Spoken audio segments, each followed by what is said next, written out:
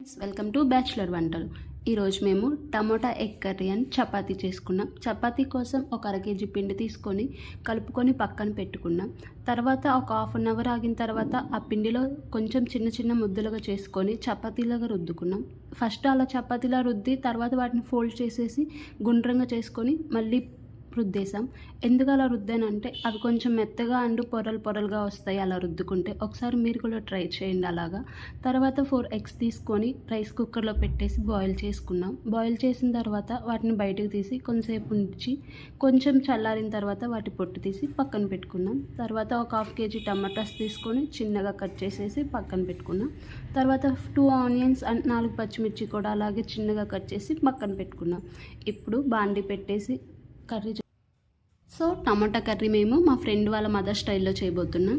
First దీనికి stove వెలిగించేసి బాండి పెట్టి బాండి కొంచెం వేడైన తర్వాత దాంట్లో కొంచెం ఆయిల్ వేసేసి పోపు దినుసులు వేసుకున్నాం. పోపు దినుసులు చిట్టపట్టలాడే టైంలో ఆ కరివేపాకు అండ్ కొంచెం కొత్తిమీర వేసేసి అవి కూడా కొంచెం ఫ్రై అయిన తర్వాత ఆల్రెడీ కట్ చేసి పెట్టుకున్న ఆనియన్స్ అండ్ పచ్చిమిర్చి ఉన్నాయి కదా వాటిని కూడా వేసేసి అవి కూడా బాగా ఫ్రై అయిన తర్వాత మనం ఆల్రెడీ 1/2 kg టమాటాస్ కట్ చేసాం కదా అవి కూడా వేసుకున్నాం. స్టార్టింగ్ టమాటాల్లోనే ఉప్పు కారం పసుపు వేసేసి అవి బాగా ఉడకేదాకా ఉంచుకున్నాం.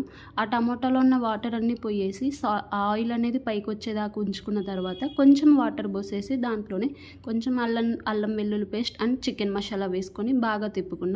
ఫైనల్ అది దగ్గర పడి బాగా ఉడికే టైంలో ఆల్రెడీ మనం 4 eggs తీసుకున్నాం కదా వాటికి చిన్న చిన్న ఘాట్లు పెట్టుకొని ఆ టమోటా దాంట్లో వేసేసాం. చిన్న ఘాట్లు ఎందుకు పెట్టానంటే టమోటా ఆ గ్రేవీ అనేది ఆ ఎగ్స్లోకి పట్టడానికి అని అలా పెట్టేసుకున్నామండి. సో ఫైనల్లీ కొంచెం కొత్తిమీర వేసేసి లాస్ట్ టచ్ అప్ ఇచ్చేసాం. కర్రీ అయితే చాలా బాగా వచ్చేసింది. ఒకసారి మీరు కూడా ట్రై చేయండి. Please do support my channel, like and share and subscribe. Thank you for watching.